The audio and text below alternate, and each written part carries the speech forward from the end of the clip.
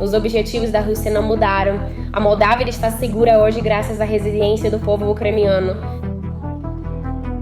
Por anos, Putin alimentou seus representantes para fortalecer sua posição na Europa, para corroer o continente internamente. Hungria, Eslováquia e Transnistria. Todas eram cartas estratégicas na mão do Kremlin, cavalos de Troia plantados no coração da Europa. Mas a partir de fevereiro de 2022, essas fortalezas começaram a cair uma a uma como dominós. Viktor Orbán apertou as mãos com Trump, apesar de Putin, e alcançou uma nova sincronização com a União Europeia. As vozes dissidentes na Eslováquia foram silenciadas, e a influência do Kremlin evaporou nessas regiões. Agora, o último bastião nesse grande mapa estratégico, a última guarnição russa no coração da Europa, está caindo em um silêncio aterrador. À medida que a última brecha na Europa é selada, o exército fantasma de 1.500 homens de Putin, escondido sob o nome de Força de Paz, está preso junto com toda a sua presença militar e décadas de influência. E está sendo submetido ao cerco mais silencioso, mas mais mortal da história. Esta operação não é uma simples melhoria de segurança de fronteira ou uma mudança de procedimento aduaneiro. É uma manobra de isolamento abrangente destinada a sufocar o alvo, definida na literatura militar como uma pressão total de campo. À meia-noite de 1º de janeiro de 2026, as administrações de Kiev e Chisinau apertaram o botão com uma coordenação sem precedentes e transformaram a Transnistria em uma verdadeira caixa sem portas.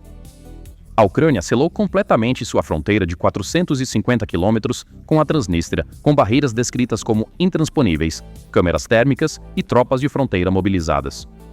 Simultaneamente, a Moldávia trancou os portões ocidentais da região e colocou os pontos de travessia no rio Dniester sob rigoroso controle estatal. Tudo o que entra agora está sujeito à aprovação da Ucrânia e da Moldávia.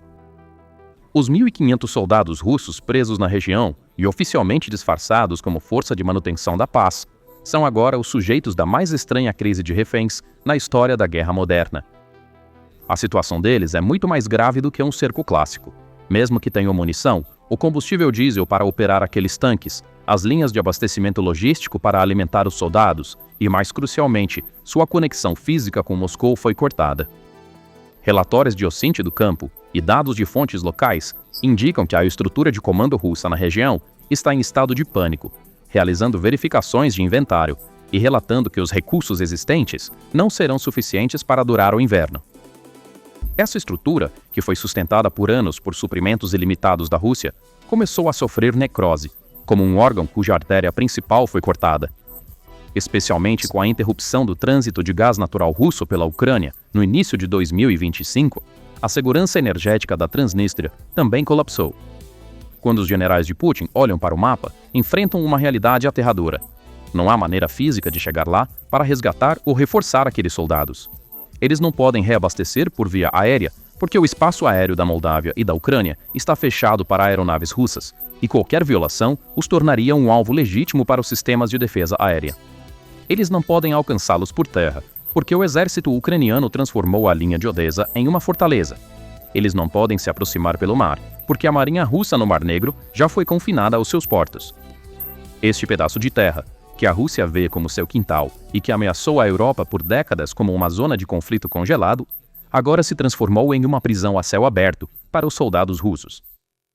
Todas as rotas de comércio cinza, rotas de contrabando e linhas de abastecimento não oficiais foram eliminadas.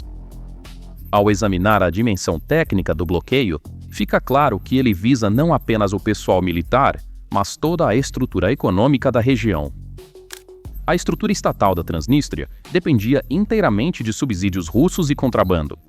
Agora, graças às novas leis alfandegárias implementadas por Chisinau e ao fechamento das fronteiras pela Ucrânia, a capacidade da administração separatista de arrecadar impostos, pagar salários e manter a ordem pública foi destruída. Oligarcas e barões locais conhecidos por sua proximidade com a Rússia estão buscando rotas de fuga, enquanto dados de inteligência, indicando problemas de disciplina aumentados dentro da guarnição militar, começaram a vazar. Este é um daqueles raros momentos em que um exército é derrotado não por lutar, mas simplesmente por estar lá e esperar. Sem um único tiro disparado, sem um único míssil lançado, a presença militar mais estratégica da Rússia na Europa Oriental está sendo tornada ineficaz por estrangulamento logístico. A destruição física causada pelo bloqueio logístico é, na verdade, apenas o precursor de um terremoto psicológico muito maior. Para os 1.500 soldados russos na região, a situação se transformou em uma prisão domiciliar incerta, em vez de uma missão militar. Esses soldados estão bem cientes de que Moscou não tem capacidade para resgatá-los, que o Kremlin está atolado na frente ucraniana e que não tem mais força para abrir uma segunda frente para eles. De acordo com informações vazadas através de canais de comunicação, o moral dentro da guarnição está em nível de colapso. O cenário mais aterrorizante para um soldado não é lutar contra o inimigo, mas ser esquecido enquanto está cercado pelo inimigo. Este é precisamente o síndrome de abandono que a unidade russa na Transnistria está atualmente vivenciando. Eles se tornaram os peões sacrificados no tabuleiro de xadrez estratégico de Putin. O efeito dominó desta situação não se limita aos quartéis militares. Está também a criar um efeito tsunami devastador na população civil da Transnistria e na economia local.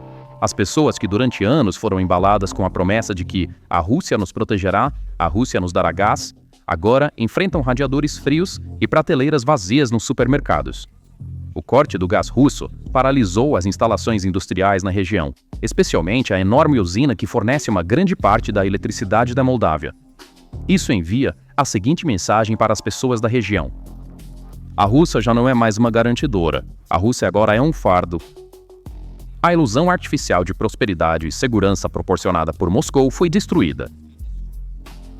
As pessoas estão amargamente percebendo que os passaportes russos em seus bolsos não as mantêm aquecidas e que a propaganda vinda do Kremlin não enche seus estômagos. De uma perspectiva mais ampla, este bloqueio é o fracasso da estratégia de conflito congelado da Rússia. Por décadas, Putin usou regiões separatistas de Abkhazia a Ossétia, de Donbas a Transnistria, como alavanca para controlar países da ex-União Soviética. No entanto, a ousada ação da Ucrânia e da Moldávia quebrou os mecanismos dessa alavancagem.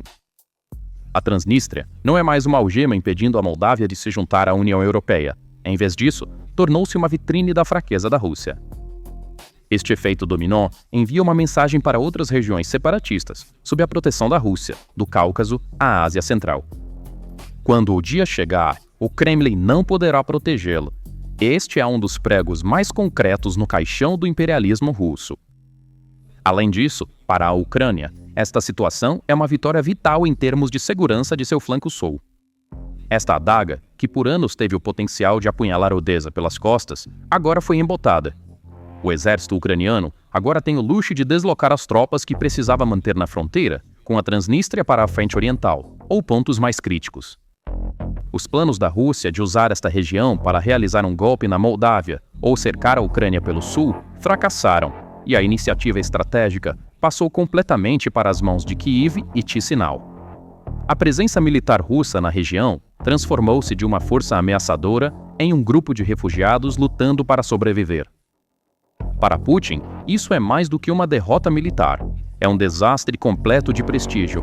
O bloqueio logístico não é o único problema enfrentado pelo Kremlin. O verdadeiro pesadelo começou na arena política com uma declaração vinda da própria Chisinau que abalou Moscou até suas fundações. A presidente da Moldávia, Maia Sandu, jogou a carta proibida que havia sido deixada de lado com cortesia diplomática por anos e colocou suas cartas na mesa. Está se tornando cada vez mais difícil para um pequeno país sobreviver como uma democracia, como um país soberano e resistir à Rússia, disse ela, anunciando ao mundo que votaria sim para unir-se à Romênia em um possível referendo. Esta declaração não é um simples desejo político, é uma armadilha legal e estratégica que levará ao apagamento da Rússia do mapa da Europa. Sandu não está apenas estabelecendo uma linha de defesa contra Putin. Ela está contra-atacando, dando checkmate na Rússia em seu próprio jogo. Para entender a profundidade estratégica deste movimento, é preciso olhar o mapa pelos olhos de um general. Se a Moldávia se unir à Romênia, isso significa tecnicamente que o território moldavo se torna automaticamente território da União Europeia e da OTAN. Neste cenário, aqueles 1.500 soldados russos presos na Transnistria passariam instantaneamente de força de manutenção da paz para força de ocupação, presentes ilegalmente dentro das fronteiras da OTAN. Isso seria suicídio geopolítico para Putin. A Rússia manter uma presença militar em território da OTAN é considerada uma das violações mais graves do direito internacional, podendo acionar o artigo 5º. A ação de Sandu acendeu o pavio de um processo que tornaria a presença da Rússia na Transnistria nula e sem efeito, tanto legalmente quanto na prática. O silêncio do Kremlin em resposta a essa ação é a prova mais forte da gravidade da situação. A partir de 12 de janeiro de 2026, não houve uma resposta oficial forte ou ameaçadora de Moscou a este bloqueio e a retórica de unificação. Por quê? Porque eles não têm mais cartas para jogar. Eles não podem ameaçar porque suas forças militares foram esgotadas no atoleiro ucraniano. Eles não podem recorrer à chantagem energética porque a Europa já fechou as torneiras de gás. Eles não podem engajar-se em propaganda porque o conto de fadas do mundo russo foi esmagado sob as imagens de cidades bombardeadas. As divagações de alguns comentaristas agressivos próximos à Rússia, como "vamos tomar Odessa, vamos abrir um corredor", não são nada mais do que gritos desesperados desconectados da realidade logística. Este silêncio não é uma estratégia. Este silêncio é o som do desespero. A Carta de Unificação de Sandu também neutraliza as ferramentas de guerra híbrida da Rússia na região. Se regiões pró-russas, como a Gagauzia, se tornarem parte da Romênia, um país forte da OTAN, as pequenas provocações de Moscou lá não terão efeito. O poder militar e econômico da Romênia reforçará a frágil estrutura da Moldávia e consignará a estratégia de dividir para governar da Rússia a história. Isso não é apenas uma mudança de fronteira, é uma reescrita da arquitetura de segurança da Europa Oriental. A estratégia de Putin de que as fronteiras da Rússia são infinitas foi interrompida nas fronteiras da Moldávia e da Ucrânia por arame farpado e portões alfandegários fechados. Para compreender plenamente esse movimento de xadrez geopolítico, devemos olhar para as páginas empoeiradas da história e para aquele grande trauma codificado no DNA da região. O vínculo entre a Moldávia e a Romênia não é uma simples relação de vizinhança. É a história de uma única nação que falava a mesma língua e compartilhava a mesma cultura, mas foi forçosamente separada por potências imperiais. De 1918 a 1940, a Moldávia, então conhecida como Bessarábia, era parte integrante do Reino da Romênia. No entanto, através da caneta de Stalin e das negociações do Pacto Molotov-Ribbentrop, essas terras foram anexadas pela URSS. O povo foi forçado a adotar uma identidade moldava e fronteiras artificiais foram traçadas. Hoje, o apelo de Maia Sandu pela reunificação é, na verdade, uma tentativa de fechar um parêntese histórico de 85 anos e expulsar o fantasma de Stalin da região. A resposta para por que a Rússia mantém a Transnistria tão fanaticamente também está escondida aqui. No início da década de 1990, quando a União Soviética estava se desintegrando e surgiu a possibilidade de a Moldávia se unir à Romênia, Moscou imediatamente jogou a carta da Transnistria e iniciou uma guerra civil em 1992. O objetivo era simples: colocar uma algema no pé da Moldávia para impedi-la de ir para o Ocidente. Aqueles 1.500 soldados russos têm guardado essa algema desde então. Mas agora a história está se invertendo. Essa algema não é mais um peso segurando a Moldávia, tornou-se uma pedra arrastando a Rússia para baixo. O ultimato do referendo de Sandu está virando a armadilha que a Rússia armou há 30 anos contra a própria Rússia. A grande reunificação não se trata apenas de mudar mapas, significa uma mudança fundamental no equilíbrio de poder na bacia do Mar Negro. Este cenário discutido em 2026 é uma adaga no coração da doutrina do estrangeiro próximo da Rússia. Se essa união acontecer, a Rússia perderá não apenas uma base militar, mas um sonho imperial de 300 anos. A unificação das duas margens do rio Prut significaria o rompimento da esfera de influência da Rússia, que se estende aos Balcãs e à Europa Central. Esta é a indicação mais concreta de que Putin será lembrado nos livros de história, não como o líder que reuniu as terras russas, mas como o líder que perdeu a esfera de influência da Rússia. A história às vezes flui lentamente, mas quando muda de direção, varre até impérios em seu caminho. E agora, a corrente está fluindo a uma velocidade imparável contra Moscou e a favor de Bucareste e Chisinau. Transnistria, que até então era vista como uma fortaleza inexpugnável do Kremlin, uma baioneta russa cravada no coração da Europa, agora não passa de um navio fantasma abandonado. O silêncio altivo de Moscou é, na verdade, uma aceitação do fim que se aproxima. A promessa de segurança e estabilidade de Putin desmoronou nas margens do rio Dniester, assim como aconteceu nos degraus da Ucrânia. As fronteiras seladas naquela noite simbolizavam não apenas a passagem de soldados, mas o fechamento de uma era. As fronteiras da Rússia na Europa agora terminam não onde seus tanques param, mas onde começa a determinação do Ocidente. E o maior medo do Kremlin se concretizou. A pressão trouxe não submissão, mas unidade.